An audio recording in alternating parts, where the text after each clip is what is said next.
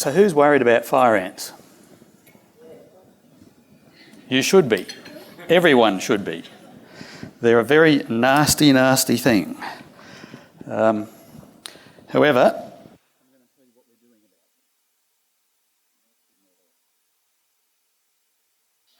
it. Turned it off, sorry. So what's happening is, so this fire ant problem has been in the country for many years, since 2001. There's been a program of one type or another trying to deal with fire ants since that time.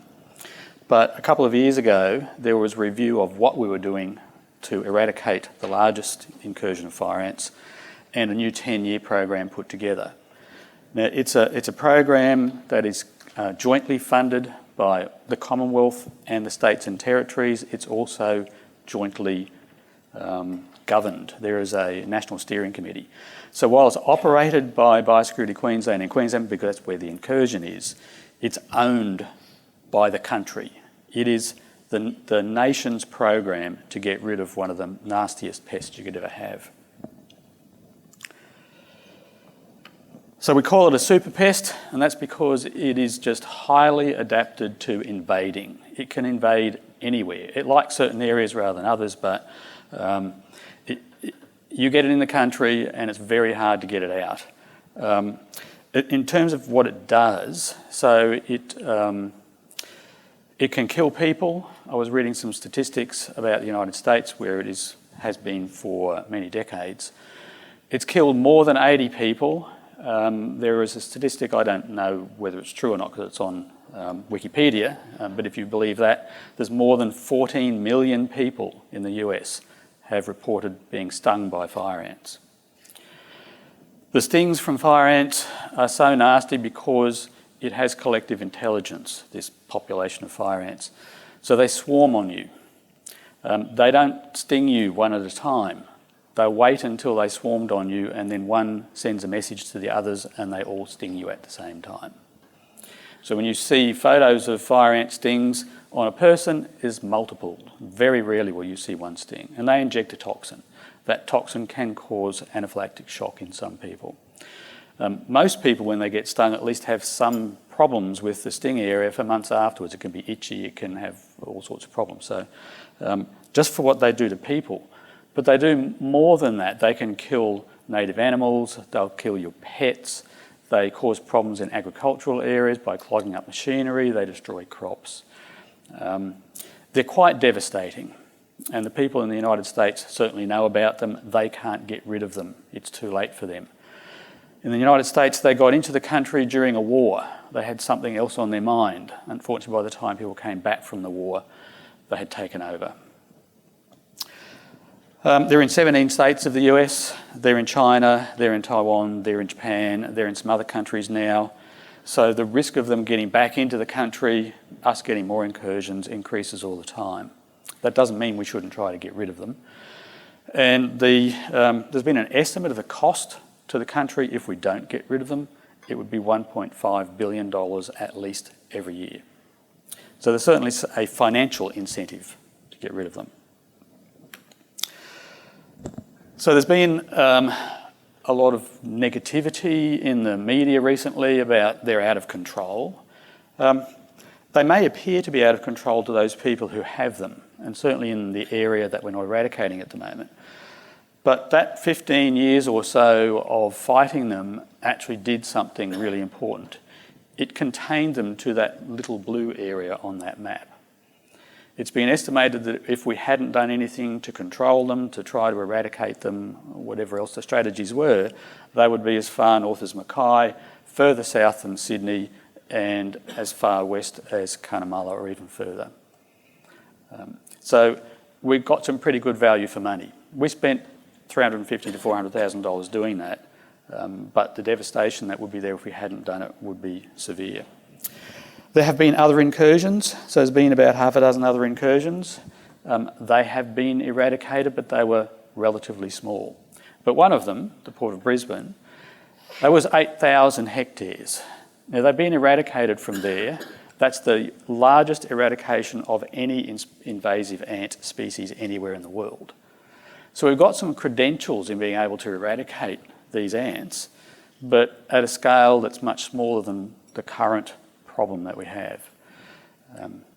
We can't just take for granted because we killed a small incursion that we can kill the big one.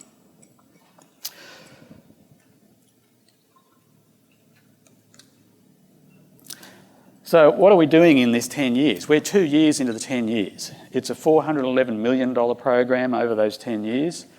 And the strategy can't be to try and hit them all at the same time across the whole area.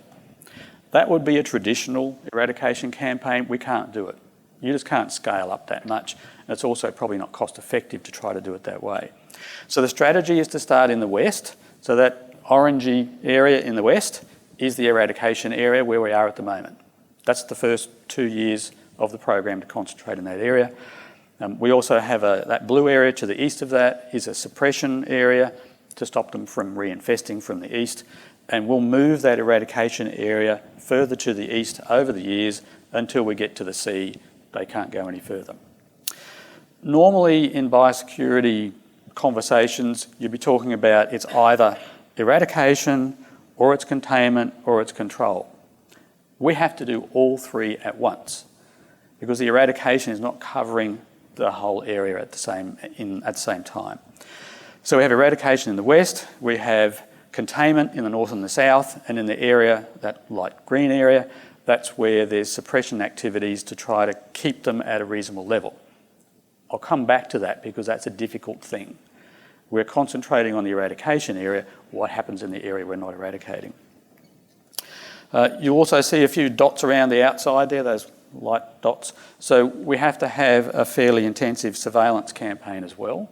And I'll talk a little bit more about that when I get to some conversation about what is that surveillance telling us.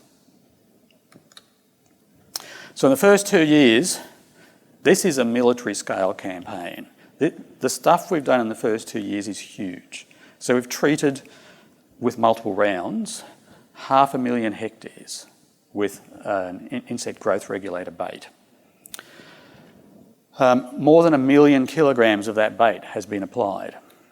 Don't worry, it's not an environmental hazard and it doesn't kill other things. That's the first question that people ask me.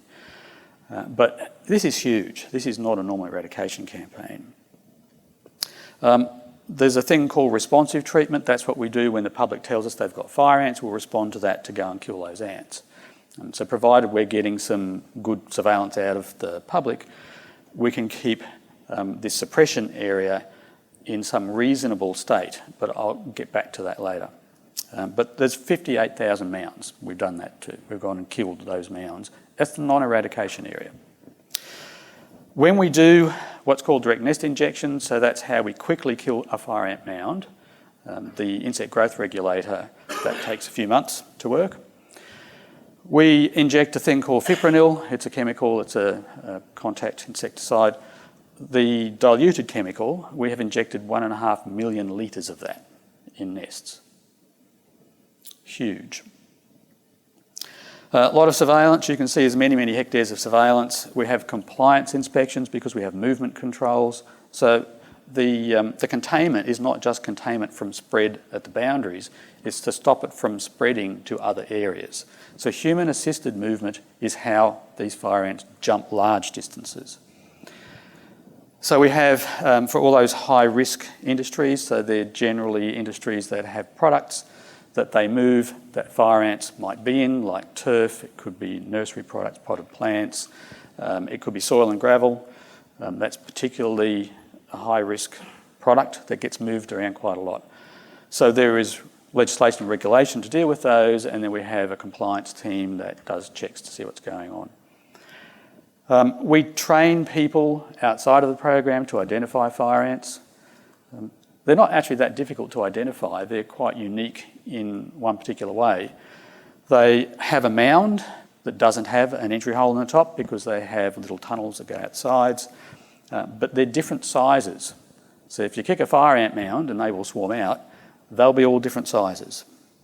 Pretty well all other ants are the same size, and there's one species that has two sizes, but they don't have many sizes.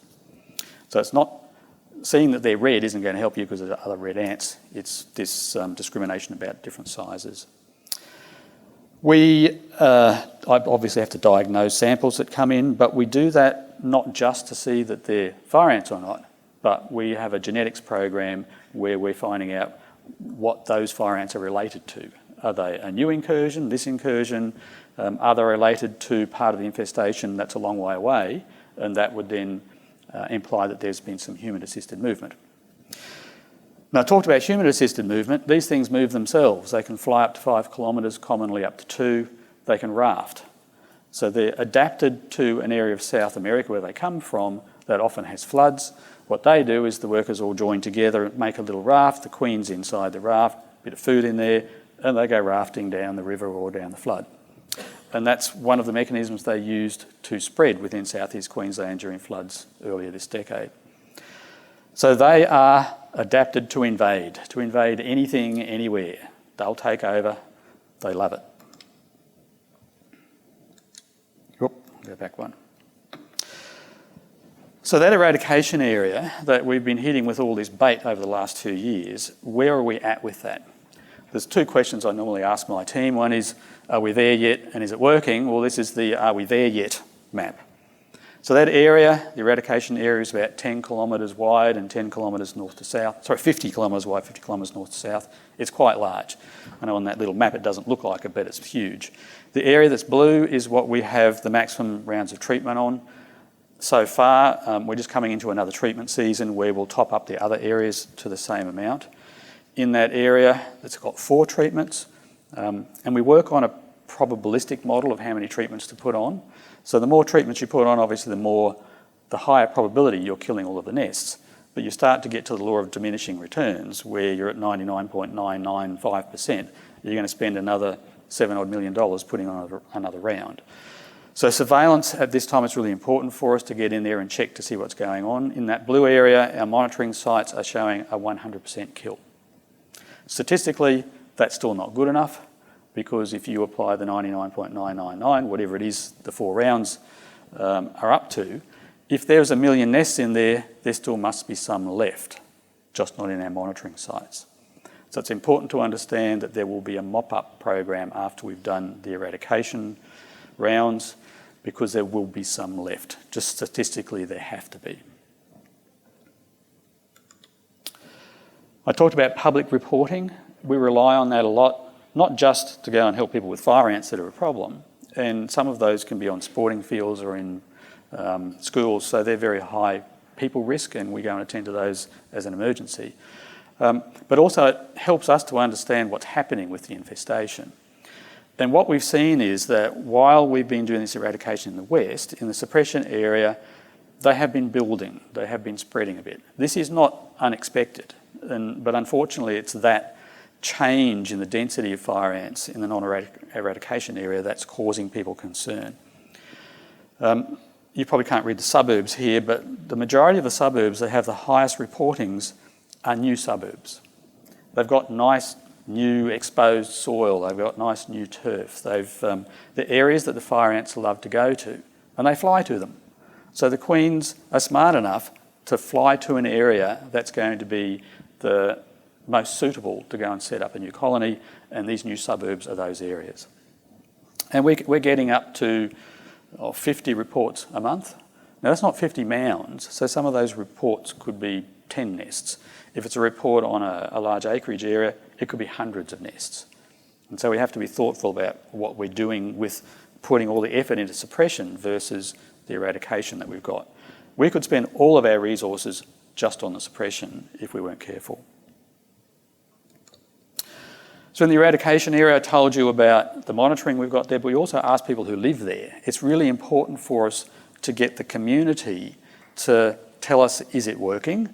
But also for them to get some understanding about what it's like where they live, because we need the first eradication area to be the advocates for, yes, the rest of you haven't got it yet, but we're going to get to you. Very important that we're successful and that we communicate that success in this first area. But so far, we're getting really good reports from people. And they're large landholders. They have a lot of land to look at. They're out on it all the time. They're on their tractor, whatever it is. They're not seeing fire ant mounds, and yet before they were all over the place. So it's at least got to be suppressing them to a large extent. We hope it's close to eradication.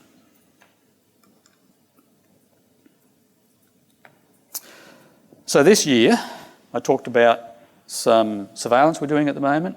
So those dots around the outside, around the outside what we call the operational boundary, outside the infestation, are so critical to us as sentinel surveillance sites. They're the places that you would first expect fire ants to be found if they spread outside the current delimited boundary. We've done most of that. So this surveillance season, which we do during the cool times, we haven't found any more out there. We have found some more in the 5 kilometre buffer that's around the containment, and that's in areas that they have been found before as well. So we try to keep that 5 kilometres clear, but you can't do that perfectly. It's not a perfect world. They are going to spread a bit north and south. But it's in those outer areas, the ones where they're outside of the area that we're operating, those are the highest risk areas for us. We seem to be containing pretty well. Just a comment there, so you'll see different colours in the areas in that eradication area. It's not all eradication. The core eradication area that's in that pale yellow colour, that was the original area to be eradicated.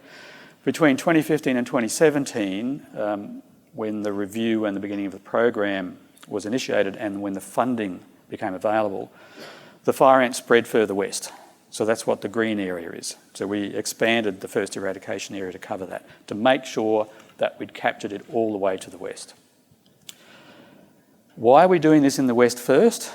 Because further west from where we are, just further west from where we're doing this, is a large agricultural area in the Lockyer Valley. If they get into there in any large way, it would be very difficult to mount any eradication campaign without shutting down agriculture for at least a couple of years. It would be very, very hard to get agreement to do that. So that's why we started in the west. We do have risks around the Gold Coast area. They're within 20 kilometres as the fire ant flies from the New South Wales border at the moment. There's a large development corridor in that Gold Coast area. So we're attending to that with some strategy at the moment. You'll see there are some, in that lavender area to the east, the non-eradication area, there are some bluer areas. So those are what we call strategic suppression. The areas that we know are higher density, the areas that we can attend to relatively easily without a lot of intensive door-to-door treatment campaign. So we generally fly most of that sort of area and we'll have ATVs on the ground and a few people wandering around with some fertiliser spreaders to spread the bait when it's around houses. So I didn't talk about how we do the treatment out west. It's mostly out of helicopters. So we'll fly, let's say 80% of the area, and then we have some infill areas where we can't do it. It's close to houses, it's cropping areas, etc. So we do have some ground teams that do that, but it's predominantly flying it because that's the only way we can cover those large areas. When we get to residential areas, it's a lot more difficult. So we need to adapt. These fire ants are pretty adaptable. We need to adapt at least as fast as they do, if not faster. We need to get better at what we're doing. We currently don't actually use digital tools in the field. We use bits of paper. We allocate jobs to field people to the aircraft with bits of paper, and then they fill in bits of paper to tell us what they've done, and someone has to type that in. In this day and age, that's a pretty silly way to go about doing business. And so we're in the middle of implementing some digital tools for people in the field to use, to not only have the jobs in front of them that they have to do, but also to capture the surveillance and or the treatment information. It's a pretty big investment to do that on the scale that we have, but the return on investment will be huge because we have a large team managing these bits of paper, and we also have a problem with having real-time information. So there's a delay between when the bits of paper from the field come in and the information's available in our information systems.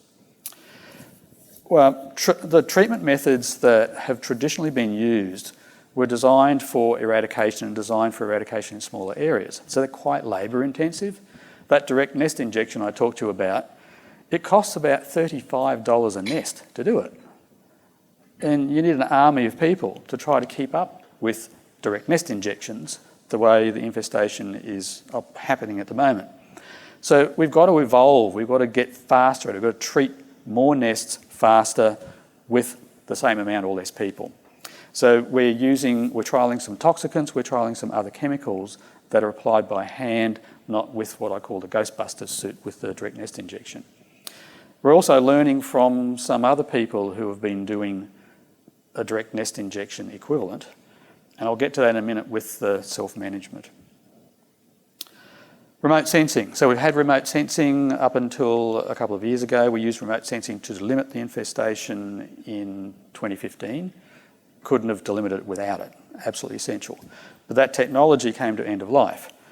So we've been running a research, it's an R&D, I suppose, applied R&D project for the last year or so to develop some new remote sensing, but next generation remote sensing. So the original remote sensing had some limitations.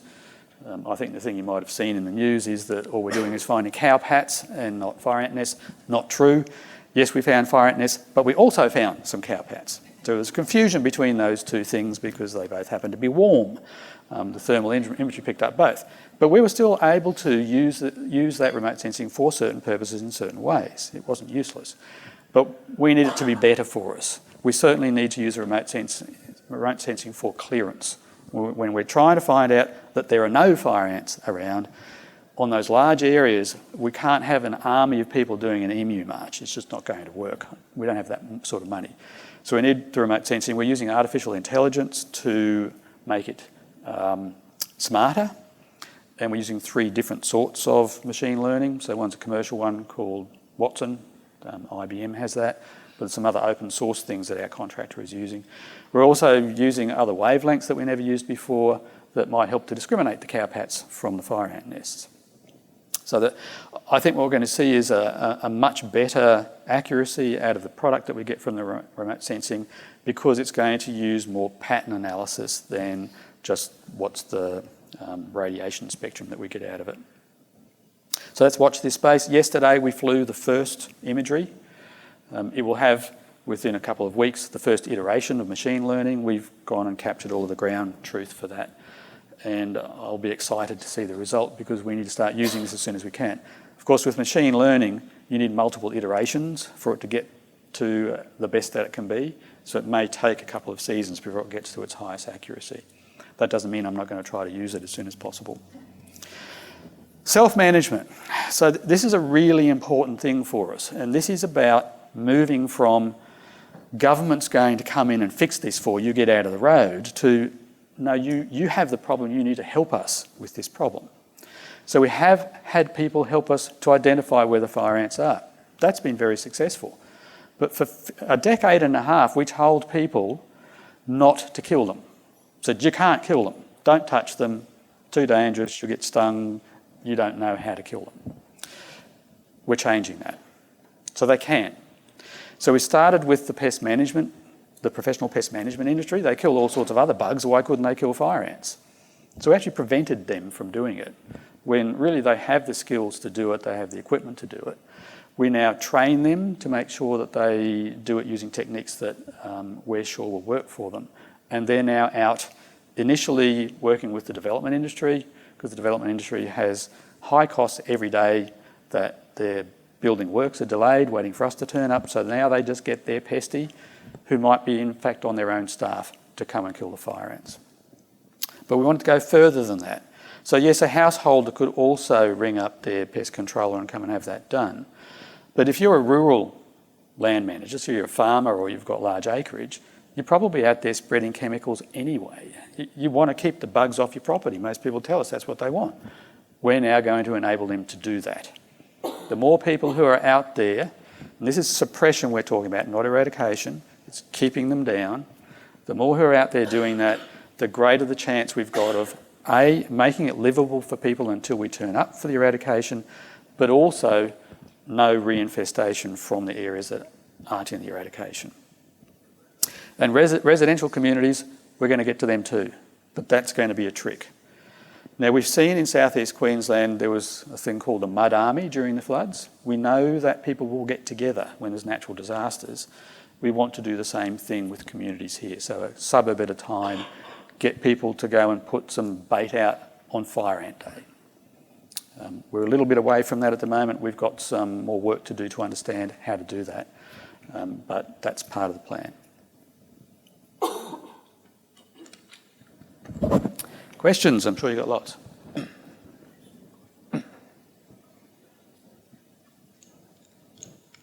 Have you been stung by one?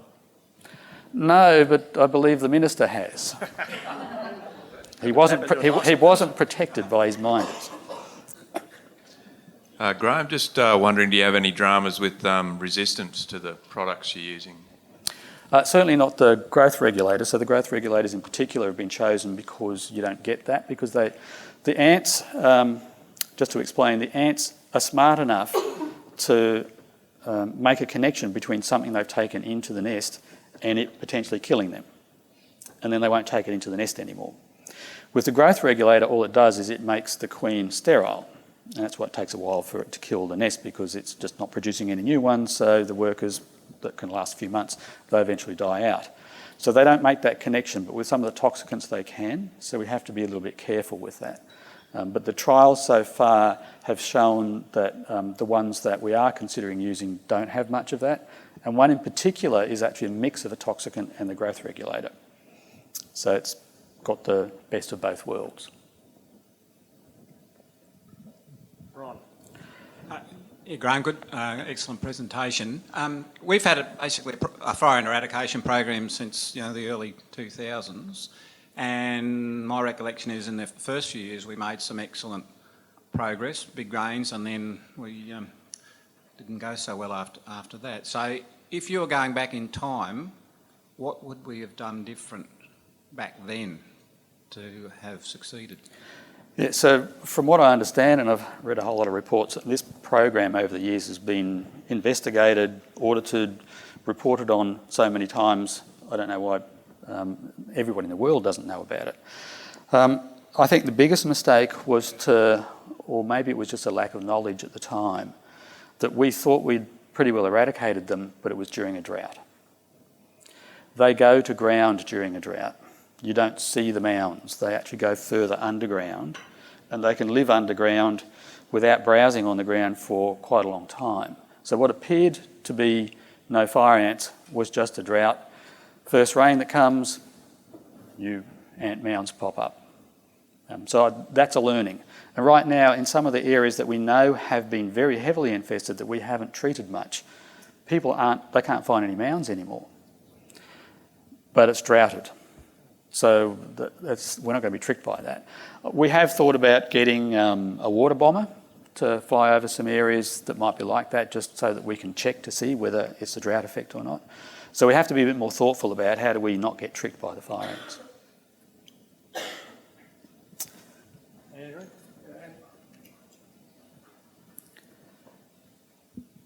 Andrew Cox, Graeme, I wish you every success, but are we going to win the war, and what are the biggest risks? You must be that ABC reporter who said, he said, what date are we going to have no fire ants? And I said, it's a 10-year plan. That's all I could say. I don't have a date.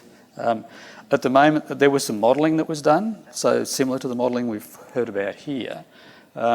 This model said that if we did it a certain way with a certain amount of resources, that 10 years was a reasonable time within which to eradicate them. All we can do at the moment is we can do this based on the law of probabilities. Is there still a good probability that we can eradicate? If there is, we have to keep going, but there's no guarantees. What are the risks? Huge lots of risks. So I think the biggest risk is when there are going to be some residual nests after we've done the rounds of eradication treatments, how do we find them? That's the one that I know it keeps Malcolm up at night. It keeps me up at night, that one. The remote sensing, we're hoping will help with that. I'm sure it will, but is it going to find all of them? So that's risk number one. Having residual ones that you don't find, nobody finds because they're out in some rural area that no one walks the paddock except once every 10 years. So they're there festering away, creating a new infestation, and that's not something we want. So that's probably the biggest risk. The other risk is in residential areas. So how are we going to do that intensive eradication there? And what we're going to look at is if the suppression community campaign works, we may use the community to also do eradication. There's no way that we would have enough resources to have an army of people visiting everybody's backyard through the whole of that area. It's just not possible, so we have to use other ways to do that. And of course there could be another incursion coming through the port. Provided we get to that early though, we can get rid of that and stop it from being another big thing the way we have now. One last question.